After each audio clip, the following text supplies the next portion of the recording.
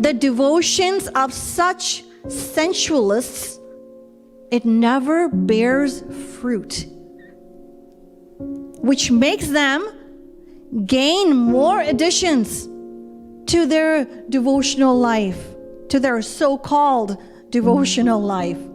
And so what they do, they never stop exploring methods of devotion from just about any and every preacher. There was once a man in India who had received instructions and initiations from 20 preachers. Imagine. And so his spiritual life was a huge mess of 20 ideologies. But even so, he was willing, he was desiring to learn more devotional formulas. Some people think that simply by learning the process of devotion or meditation from a saint will immediately usher them into extraordinary experiences and bestow divine vision. Such people should understand and should know that they cannot expect to receive any kind of divine favor from a saint by establishing a commercial relationship with that saint. No, it doesn't work. So what do they have to do? They have to humbly offer their heart and mind. Yes. Actually,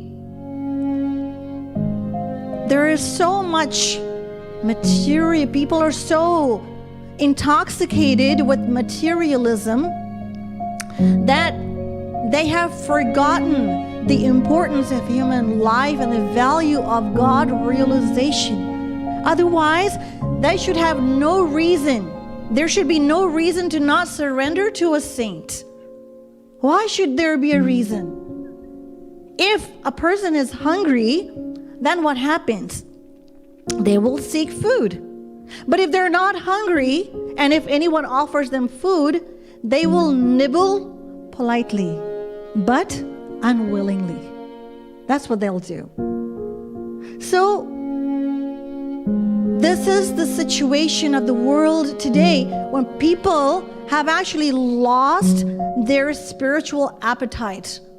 That's what has happened. They've lost their spiritual appetite and do not feel the urge or the need for God. They are only eager to gratify their physical senses. They do not realize that the inner urge is not for sensual gratification. No, it is a spiritual urge that they have ignorantly understood as a sensual need. It is actually a spiritual urge. And if you probe into the situation, you will find that there is no individual who is independent. No one is independent.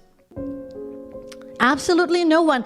Every individual is dependent on his social and economical circumstances and is a slave of his emotions, his passions, his physical weaknesses, and his mental despondencies. And although such kind of slavery is actually permanent, and the person has accepted that slavery in good faith, what he ignores is the painful situations that keep manifesting in his life. And so what happens as a result, what happens is that his material attachments keep increasing day by day by day. And therefore, his bondage, his material bondage, becomes more and more tightened. On the other hand, if such a person is willing to accept the discipleship of a saint, then what will happen? He will not only escape the slavery of his emotions and material bondage, but he will also realize divine happiness of ever increasing sweetness. So now we understand that sensual enslavement and material engagements only affirm one's bondage, while accepting a saint and surrendering to a saint, what does that do? It will award him that sense of freedom and independence that he has sought forever and forever. Yes, that is what will happen.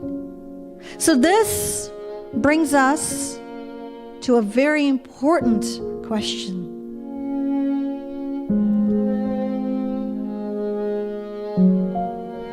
How to find a guru? I will answer this question in my lecture tomorrow evening.